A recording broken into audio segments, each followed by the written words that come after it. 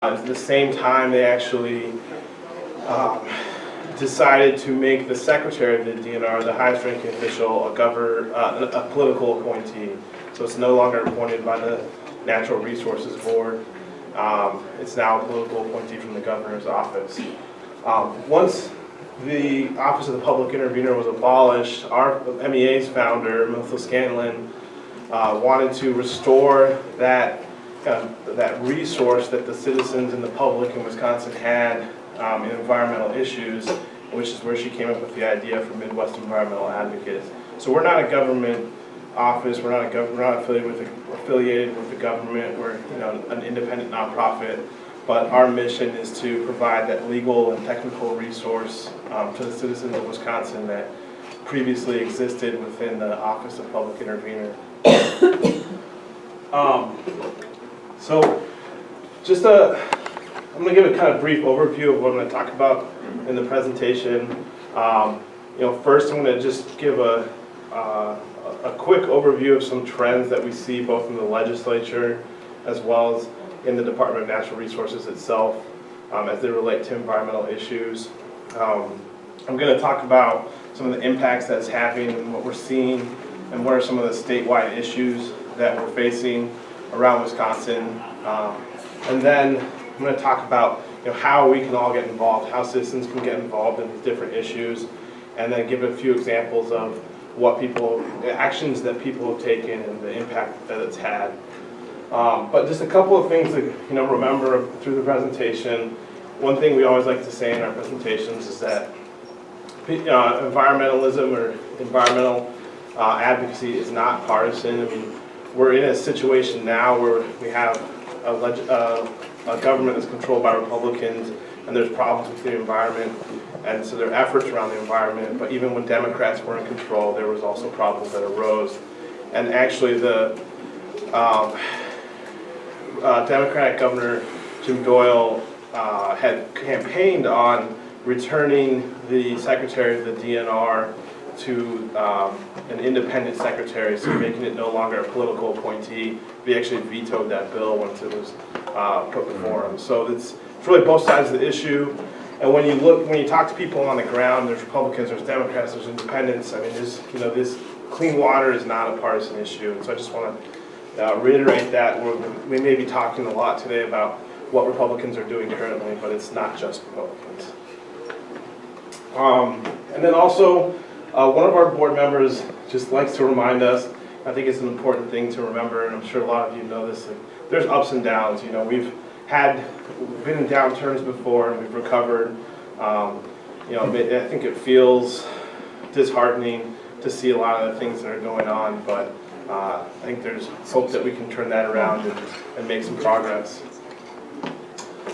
I guess the last piece I'll touch on here is that what was possibly most concerning to me is that the playbook that I've seen in my work has been instituted here in Wisconsin, both at the legislative level and specifically within the DNR. We're starting to see replicated at the federal level, and several of the officials, the administrators at DNR who instituted a lot of these policies that have been pretty harmful are now working within the EPA at the federal level. And so there's concern that kind of what we've seen over the last several years here is going to play out at the federal level. But it's kind of helpful, at the very least, just know what's been going on. So at the legislative level, there's been a pretty significant onslaught of environmental bills lately. I think a lot of people have probably heard of these. I mean, at this point, it's getting too numerous to even keep track of. I mean, it seems like when the legislature's in session, it's every week there's something new that comes out. Some of the big ones this last session there was a repeal of our Prove It First metallic lining law. That was a law that said, you can do metallic lining in Wisconsin, but in order to do so, you have to show that it's been done without causing environmental pollution in at least one other place in the country, in the U.S. or Canada. The mining industry didn't like that law because they couldn't show that, and so that law was repealed this fall. Even more recently, there's these sort of like industry across the board exemptions, but what we're starting to see more often is these kind of company-specific exemptions from environmental laws. So big thing in the news lately has been Foxconn and a new industry coming to Wisconsin, and there was several exemptions from environmental laws that were contained within the Foxconn bill. One of those was that for most major actions, or for all major actions that could have an impact on the environment that the state undertakes, the state is required to prepare an environmental assessment to kind of understand what the impacts of that action may have. The Foxconn project was exempted from that law, so they won't have to do that environmental assessment.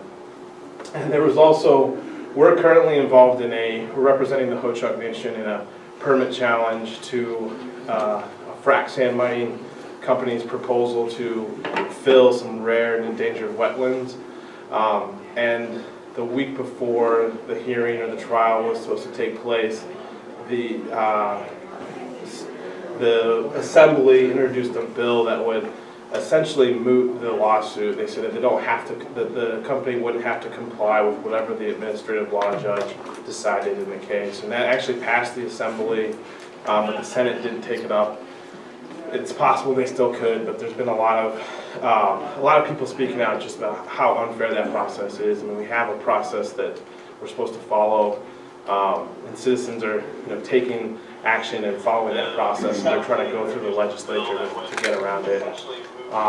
So there's just been a lot happening at the legislative level, and it's picking up steam. I think it seems like the legislature is really kind of getting their feet under them and just knocking these bills out. So it takes a lot of awareness and a lot of keeping up and a lot of organizing to be able to keep up with all of it. Aside from the legislative level, my work focuses more, I don't do as much as the legislative work. My work focuses more with the DNR. What we've seen there is some really concerning trends. On the enforcement side of things, we've seen enforcement over the last, I think it's really, it started before the Walker administration. It was definitely in the Doyle administration where we've seen these trending of enforcement going down, where the agency's bringing less and less enforcement actions. They're referring less cases to the DOJ, and the DOJ is imposing less fines and other actions to penalize the polluters. Due to kind of several actions that citizens and other groups have taken, the legislature actually did order an audit of specific programs of the DNR, and the Legislative Audit Bureau, which is an independent state agency or independent state office, conducted an audit of the DNR's wastewater permitting program, and the results were extremely concerning. In certain types of enforcement, they found that the DNR was following their own policy in 4% of the situations. So 96% of the time they weren't following their policies. There's the wetland issue that I mentioned at the legislative level. What's going on there is that the professional staff of the DNR had recommended that this permit be denied, and then there was some political influence of the administration who directed staff to issue the permit, even though the staff felt like it didn't comply with state law. So there's this trend down in enforcement and compliance, and there's more and more reports, and what we're hearing from the staff is there's more and more instances of political influence in the process. So there's just a lot of concerning trends, but we'll get past the doom and gloom here in a second. And there's actually there's ways that citizens can participate and have an impact on these processes, and a lot of people are doing that work. So we'll get to that soon. But to just kind of a couple of statewide issues that we're involved with and that I'm familiar with, I just wanted to go over a couple of those things. I know it's kind of hard to see the text on these slides, but I'll kind of explain. And this slide really just kind of want to help people understand like how a change in state law can have such a broad impact across the state. In 2004, there was a law passed that it's referred to as the Livestock Facility Siting Law, and it took away local power over making the decision about where CAFOs or large industrial agricultural facilities can be located within their own communities. And it really kind of put that power in the state. And since that time, we've just seen an exponential growth in these large industrial agricultural facilities across Wisconsin. The map shows currently, I think it's as of 2016, where the different industrial agricultural facilities are across the state. Up in the northeast corner around here, you can see there's a high concentration of these large agricultural facilities, and I'll talk in a second about, well, I'll talk right now about the impact that that's having. So, excuse me, the Kewanee County, I think, has the highest concentration of these industrial agricultural facilities in the state, and they also have this type of they have a karst geology, which is where the soil is very thin, and there's direct conduits to groundwater from the surface. So if manure or other water runs over that field with a karst fissure, that water will go directly into groundwater and won't be filtered by the soil. There's lots of that type of geology in Kewanee County, and it's also the highest concentration in the state of these big facilities that have to spread their manure. And so what's been happening is, unsurprisingly, a lot of people who rely on groundwater, their wells are being contaminated with different pollutants. There's a speaker later today that is speaking with Elizabeth, Mark Borkart. He's a microbiologist with the USDA, and he's done a lot of groundwater testing in Kewanee County. Originally, when they did the testing, I think they found that it was either 30 or 40% of the wells that they've tested are contaminated with bacteria or nitrates or both. And then some more recent testing has found even higher levels. I think it's 60% or something along those lines. But there's a real kind of crisis in that county where there's just not clean drinking water for a lot of families.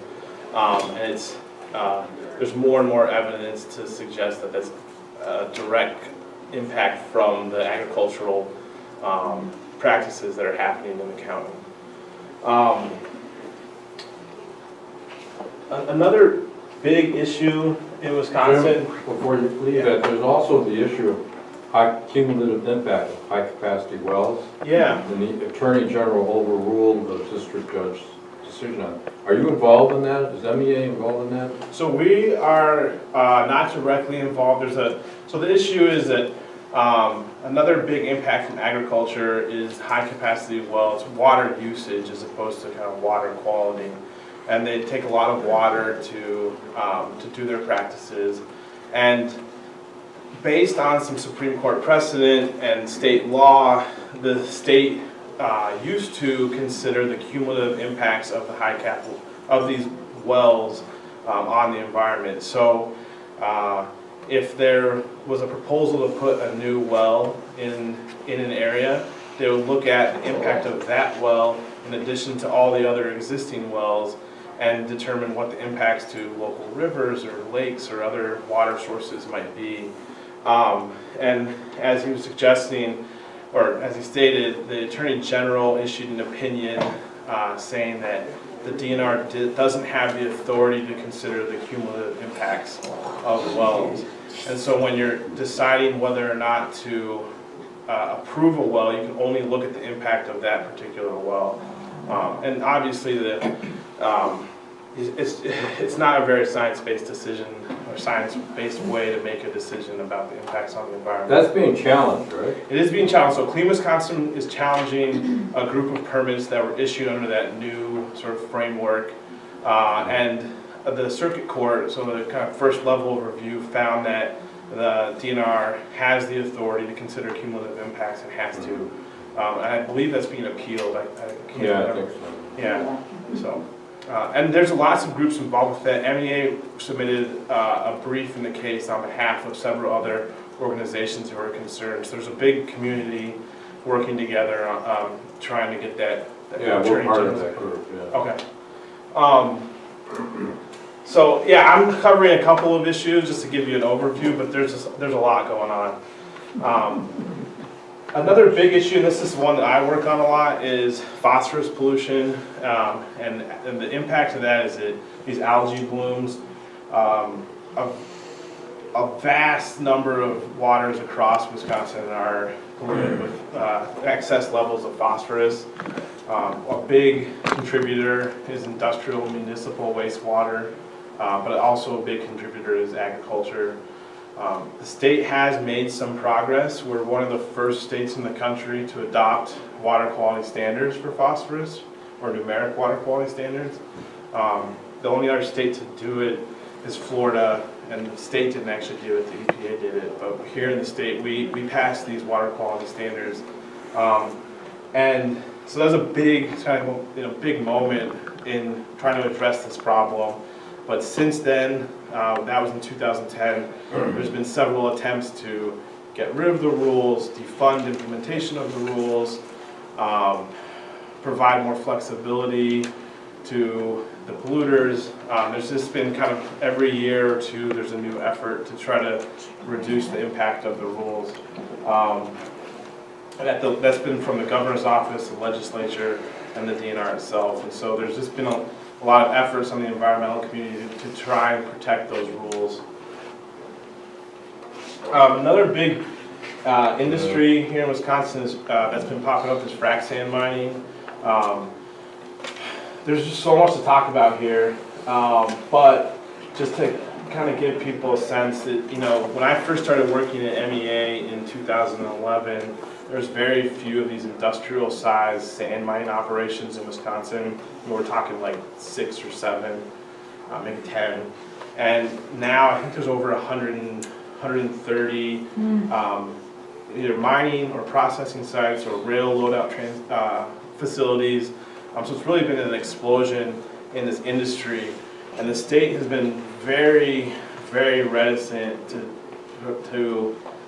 impose any type of regulations or any new regulations on this industry. So we have an existing regulatory framework, but that framework was designed for the smaller sand and gravel quarries, and it hasn't been updated to address this sort of new and much larger industry. And there's lots of, for those of you that live in the parts of the state that have these frac sand mines, there's lots of impacts. Environmental, social, economic. I mean, it spans the gamut. But there hasn't been any movement at the DNR, and the state legislature has been trying to take away local control because local communities have actually been making some progress in addressing the impacts. And the companies don't like that, so they go to the state legislature and they try to get laws passed that undo what the local communities have done. There's been some great efforts from citizens to prevent some of those laws from actually being passed, but it kind of, every session it gets introduced, they get really close, and it's a little scary, but luckily for the most part, folks have been able to kind of keep those bills from being passed. This is the last one I'll talk about. There's a report from the Wisconsin Center for Investigative Journalism, which is a great resource for information. They did like a 7-part series, I think it was a 7-part series called Failure at the Faucet, and they were talking about drinking water in Wisconsin. One of the things that they found is that over 94,000 households in Wisconsin that are on private wells have unsafe or may have unsafe levels of nitrates in their water. And it's a big problem. The darker areas are where those unsafe wells are, so you can see kind of the part of the state that it affects most. And there's not a lot, as far as I know, there's not a lot being done to address this. We have these groundwater standards, but There's not a lot being done to protect people. There's no surface water standards for the levels of nitrates. It's an issue that I think is becoming more known among more people, and people are starting to kind of wake up to this and trying to figure out how to address it. But there's just, as far as I've seen, there's not a lot of movement or progress on addressing this problem. What's the cause of that? A big cause is agriculture, and but beyond that, I'm sure there are other causes. I'm not sure. I don't personally know a ton about the causes. There's a breakout session at 1 o'clock to talk specifically about that. There you go. That would be a great place. Thanks. Okay, so that's the end of the doom and gloom portion of the presentation. It felt like a long time. So I'm just going to introduce these. We're already at half an hour. I do want to leave time for discussion if there is any. But I want to introduce a couple of ways that people can get involved. And I think, you know, some of these things I'm sure people know about, but I just kind of want to cover the gamut because there are a lot of ways to be involved. And I introduced this one first, the Open Records Law, because I think it's really a really important tool. It's a really essential tool that people need to know about in order to effectively participate in these government decisions. And so the Open Records Law allows anyone to request any government documents, any documents held by the government, and it requires the government to turn those documents over. There are limited exceptions, but they're very narrow. And the law itself requires agencies to interpret those exceptions very, very narrowly. And whenever it's not a clear-cut case, the law requires the agency to err on the side of public interest of disclosing the records. So these can be a really powerful tool because it covers emails, calendars, notes, any kind of documents. If a company turns over documents to the agency has to give those over. You don't have to identify yourself. There's no specific way you have to make the request. You can ask for them in person, over the phone. We recommend that you do it in writing. Easiest way is through email, because if the agency doesn't turn the documents over, you can sue them, or you can ask the Attorney General or a district attorney to sue them, and it's helpful to have a written record at that point. So an important thing to do is to make sure your request is in writing. And one thing to kind of keep in mind is you can be charged for the time that it takes the agency to search for the records. So if you submit a request saying you want all the agency's records relating to nitrates for the last 10 years, I mean, they have to turn them over to you, but they might tell you it's going to cost you $6,000 for us to, in staff time, to pull all that together. So it's important to kind of narrowly tailor your request to ask for the information that you want. My understanding is that you can ask to have that transmitted to you electronically so that they are prohibited from charging you inflated printing costs. That's correct, yeah. So in addition to the charging you for the search time, I can also charge you reasonable fees for the copies. So most agencies, I think, charge either 20 or 25 cents per page for the copies. So if you're getting 100 documents, I mean, it starts to add 100 pages of documents, it starts to add up. But you can ask for them to just transmit them electronically, which means you won't be charged the copying cost, but you still could be charged the time for the staff time it takes to gather your request. In a lot of cases, if you're just asking for a few documents or for a small number of documents, there may be no charge. But it's just important to keep in mind you don't want to ask for too much or more than you really need or are interested in, so you don't get those big charges. And there shouldn't be a surprise. The agency should reach out to you before they process your request to say, this is how much we expect the cost to be, so then you can make a decision about whether they should move forward. You shouldn't get a surprise at the end and be on the hook for it. So again, I bring that one up first because it's a critical way to kind of understand what's happening at the state level. A couple of other things I want to address are how, at the state level, kind of how citizens can get involved in both the permitting process, the enforcement process, and there's lots of other tools that you can use as well. So one of the really kind of amazing things about our environmental laws in this country is the amount of rights that it gives to the public to be involved in the process. So when our major federal environmental laws were being passed in the 1960s and early 70s, these were sort of the first types of these laws in the world. We know Clean Water Act, Clean Air Act. I mean, there wasn't really a framework for these types of laws anywhere else. And one of the things that Congress recognized at the time was that there's an essential role for the public in the process of permitting and enforcement in these environmental laws. And so they enshrine these opportunities to participate in these federal laws, which are then carried down to the state level. For most environmental laws require agencies to allow public comment on their permitting decisions. They require the states to give citizens an opportunity to challenge those permits in administrative and judicial proceedings. And the most unique part, I think, to our environmental laws is that they require states to allow citizens to actually enforce the laws. And so I think the interesting way to kind of think about it is they allow people to act as private attorney generals.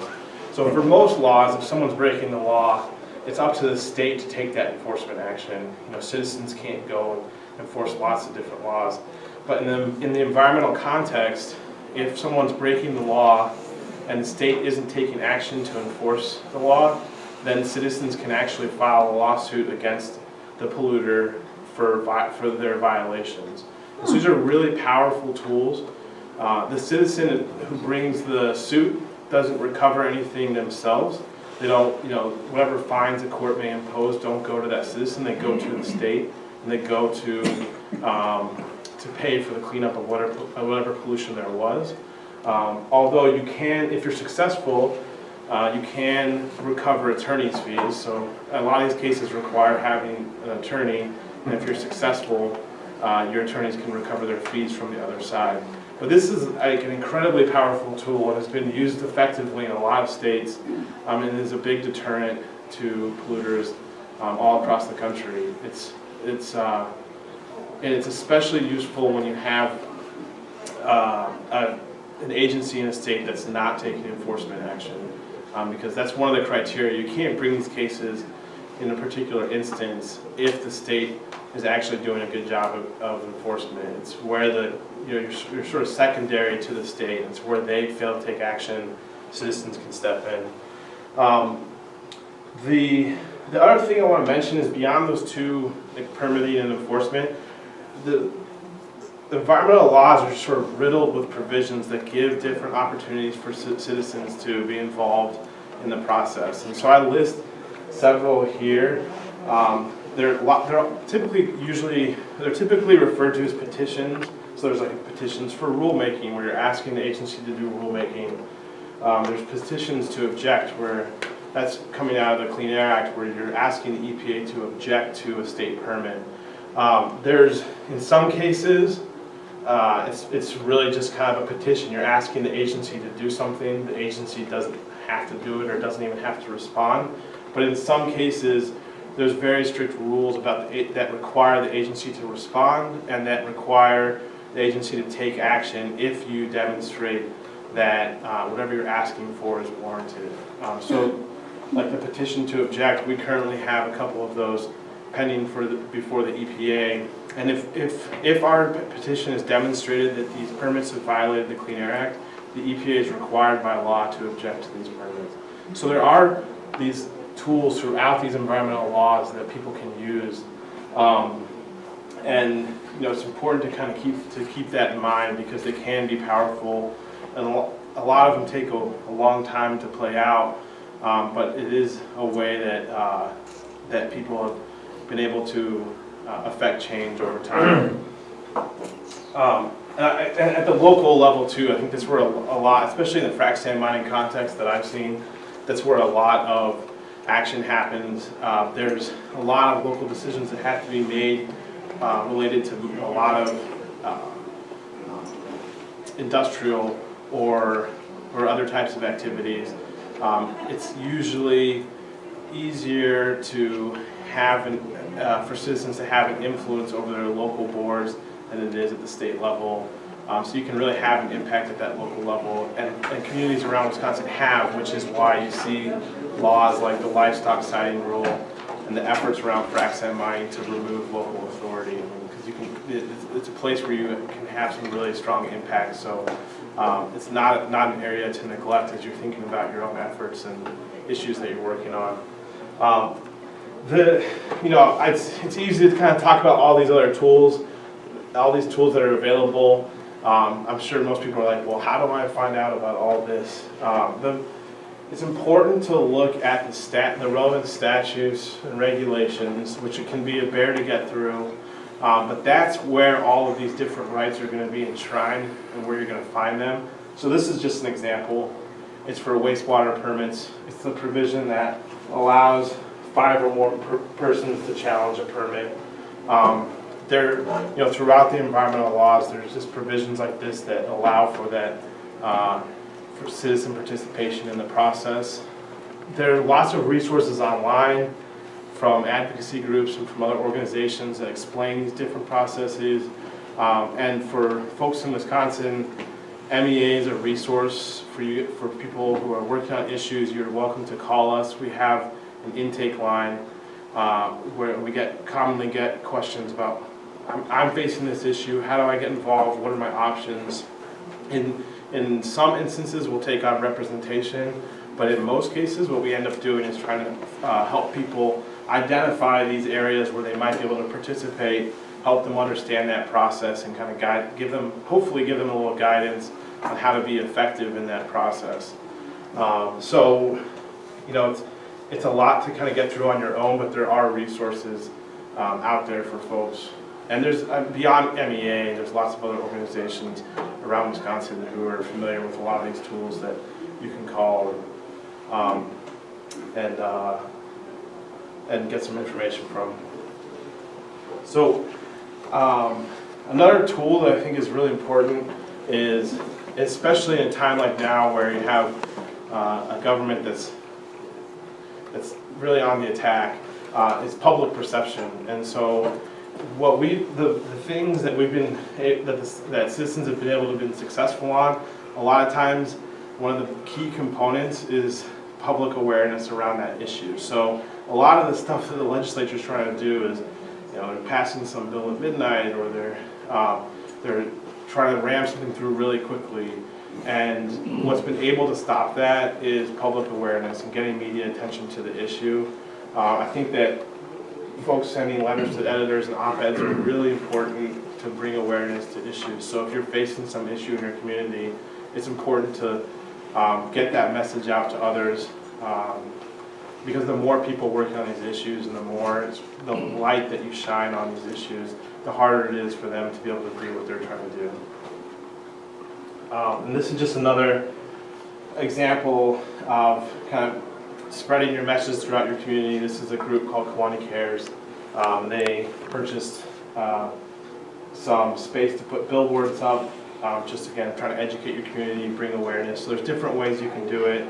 I think in the Frac Sand area, there's been billboard and yard sign efforts that have really brought awareness to issues. So get creative, think about how to do it, but it's important to shed light and bring awareness to whatever issue you're working on. It's going to make it a lot easier. So given the time, I have several examples of some actions that citizens have taken and the impact, where they've been able to have a positive impact. Kind of wanted to leave it on a higher note. I don't know that I have time to go through all of them, so I think I'll talk about this So the Safe Drinking Water Act petition. This is where there's a Safe Drinking Water Act. It's a federal law that regulates drinking water across the country, sets different standards, but it also includes a provision that allows citizens to petition the EPA to take emergency action where there's some sort of drinking water crisis happening in an area. And so I mentioned earlier about all the wells being polluted in Kewanee County. And so in response, because the state agency wasn't doing anything about it, several organizations petitioned the EPA to use their emergency power to take action in Kewanee County and do whatever was necessary to provide clean water and to fix the problem. It's not a silver bullet, like we didn't get everything that we wanted, but a lot of good has come out of that process. EPA has really put a lot of pressure on the state to begin taking action. The state did start providing clean water to the affected community, give access to clean water, and they also began a process for promulgating new rules that address agricultural runoff. And so it's not nearly as much as I think folks had hoped, but it is a step in the right direction where we do, and we will have rules that start to address some of the major impacts in that area of industrial or of manure spreading, which is causing that contamination. Let's see if there's one other. So this is what you were talking about, the high cap well permits.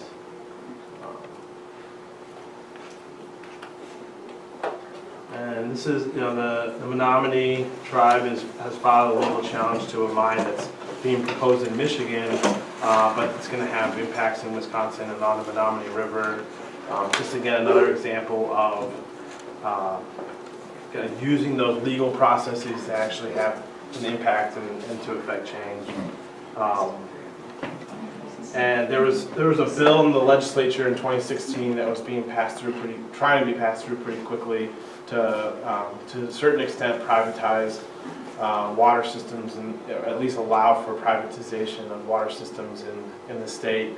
But again, that effort was making its way through the legislature, no roadblocks, public caught wind of it. A lot of people started organizing around it, and that effort was stalled and was never passed in the legislature. So again, getting that awareness, that public attention, and the media to start writing on this can really have an important impact on these efforts. This is an action where we're representing 16 citizens across Wisconsin. We petitioned the EPA to require the DNR to fix its wastewater permitting system. It's been 2.5 years, and we've seen progress, but it takes a long time to play out. But it has resulted in some new rules for the DNR and how they're doing the wastewater permitting. So it has had an impact. I'm going to stop, but this is just the last couple pictures are just some examples of some community efforts and some citizen efforts around Wisconsin. This is Wisconsin's Green Fire. It's a group of retired DNR professionals who have, obviously left the agency but are really concerned about what's happening. So they've come together to kind of be the voice of the DNR and be the voice of science. And it's a new group. They just formed in 2017, but they already have, I think, over 300 members at this point. There's the Sustained Rural Wisconsin Network, which is a network of, I think, at least 18 communities across the state who are working together to address these industrial ag impacts. The idea, I think, I shouldn't speak for them, but my understanding of the idea is we learned a lot in our own communities about how to address different impacts, and it's really kind of pulling together that information and sharing stories and sharing an understanding of the process across the state as opposed to keeping it within particular communities.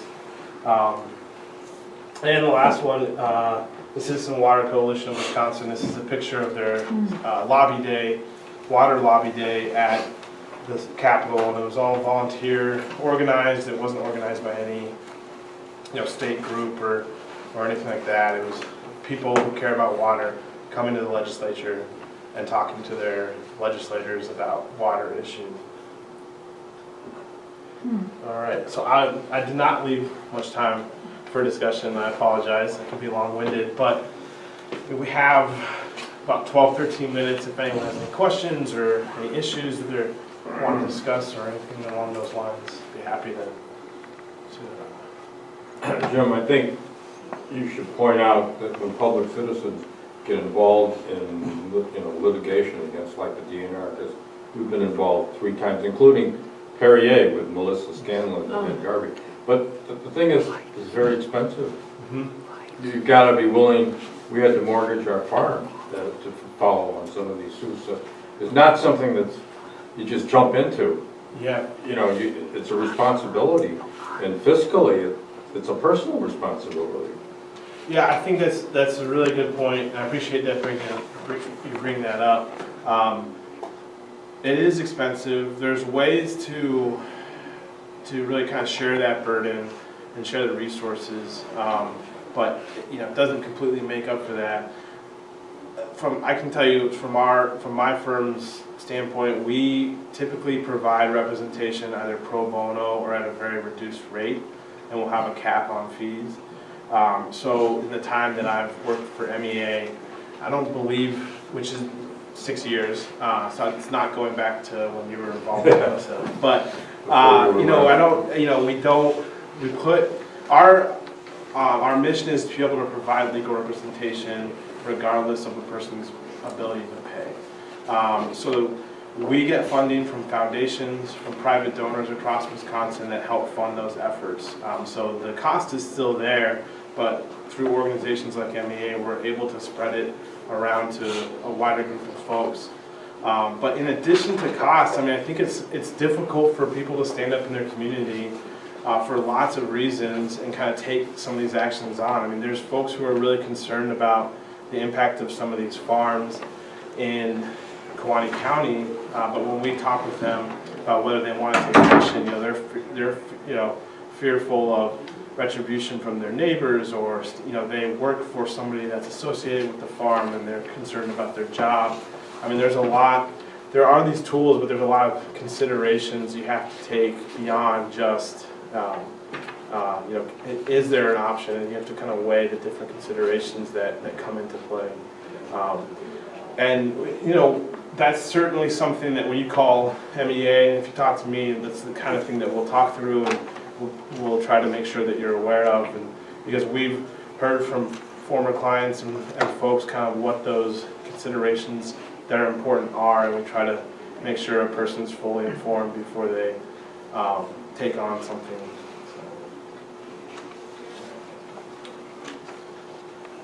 Anything else from anybody?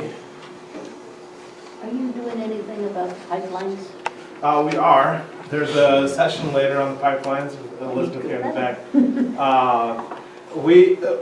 Our involvement's been fairly limited. We try to provide some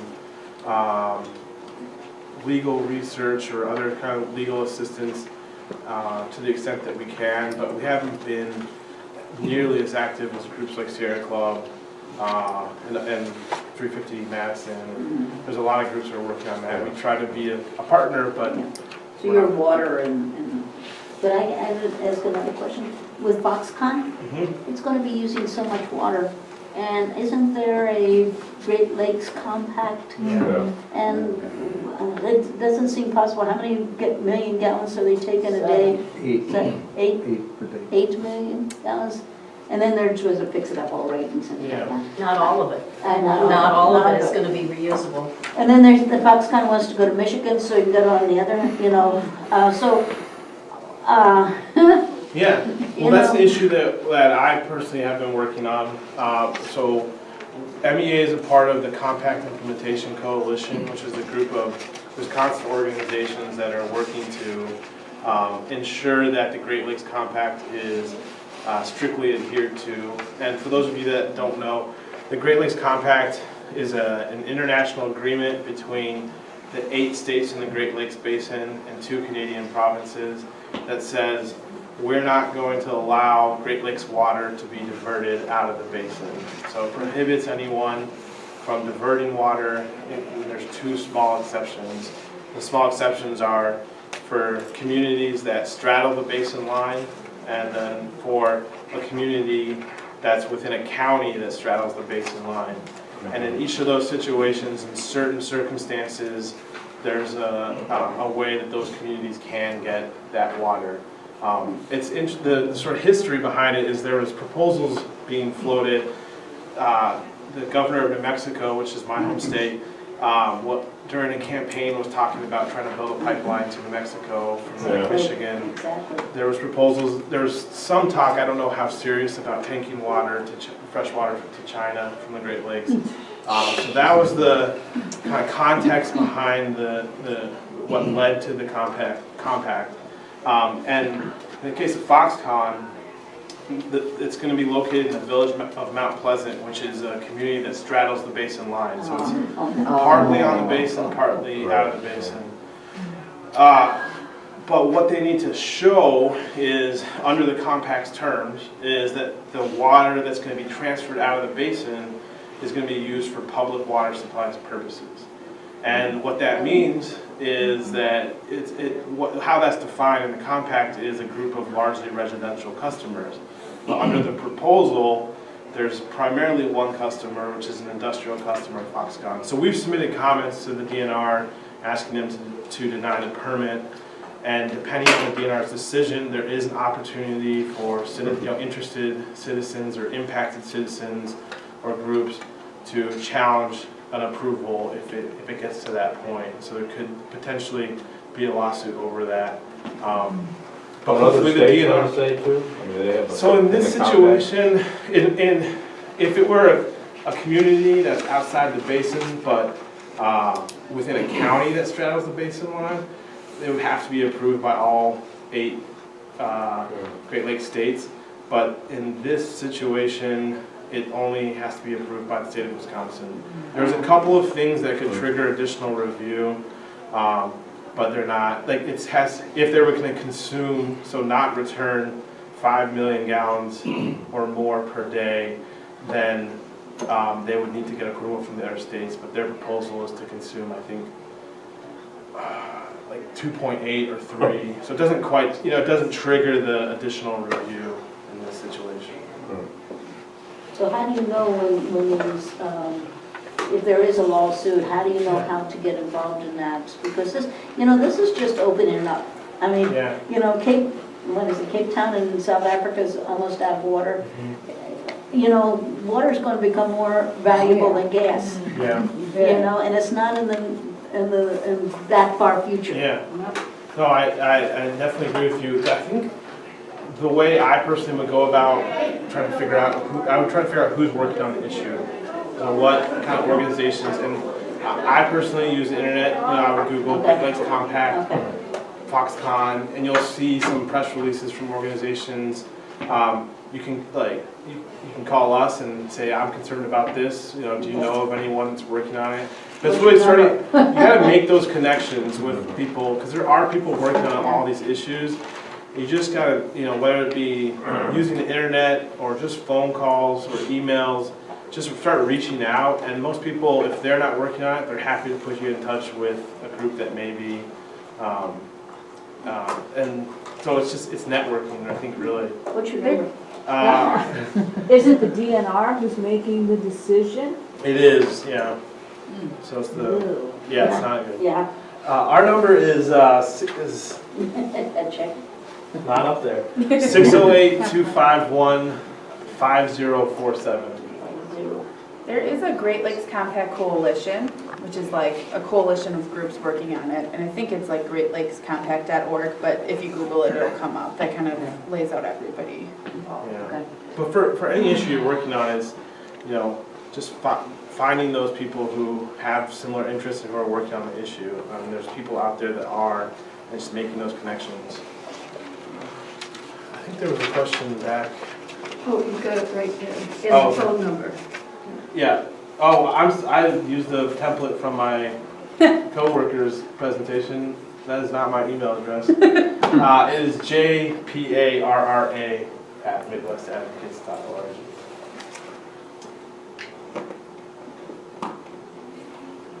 Other questions? You were JPARRA. Correct. Last chance? Thank you, everyone. Yes, thank you very much. Couple of things. Thank you, everybody, for signing in. Some of you may not have heard when I said if you want to go onto the Midwest Environmental Advocates email list, so that's the organization that Jimmy works with, please put a star by your email address. So I will leave this, I think, on the black counter over by the aquarium over there. If you want to add a star to your email address. Cowbell. Yes, I heard it. The other thing is, this session has been videotaped. You see the camera? Thank you to our videographer. If you want to review this session or you want to, go through it real quickly and find that particular slide that you were interested in, this is the website where the video can be obtained. Is there any other information people need to know about finding the video? It's all right there, it's Okay. live, so it's available So- right now. We Take have, the tab and watch it. my brain doesn't remember anything that isn't written down. So I'll leave a few of these on the front table and I'll leave some toward the back by the pencil sharpener if you want to pick up what the website is for finding the video. I just want to remind you that the next thing on the agenda is lunch. And that clock is an hour off. So I'm glad I was just watching the minute hand. It is 11:30. The time allotted for lunch runs from 11:30 until 1:15. So you've got a fairly generous amount of time for lunch. We're hoping that you will visit the tables, visit with your friends. I do want to say that maybe sometime after 1 o'clock, you need to be thinking about where that second session is that you would want to attend. When is Tammy come? During the lunch period in the cafeteria. What time? I don't know the exact time. The first thing that'll be happening in the cafeteria momentarily will be a sing-along, and there's so much energy from the Solidarity sing-along folks, although their demands on their time, and so a lot of them are in other places rather than here. But if you've never participated in a Solidarity sing-along, give yourself that opportunity. It's a lot of fun. That sing-along will go for about 20 minutes, and then about 10 to 12, Nate's got some announcements to make. I'm thinking Tammy will speak sometime around noon, but I don't know exactly. So, website for the videotape, star near your email address if you want to go on Midwest Environmental Advocates email list. Thanks so much for attending, and let's give Jimmy another round of applause.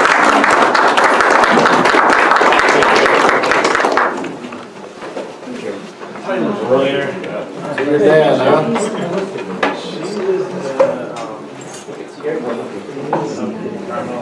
Yeah, that's for sure. Oh, sure. I remember the exact I Just kind of celebrate the small victories. Like he was pointing out, I will. Yeah, I'm sure you have a copy, but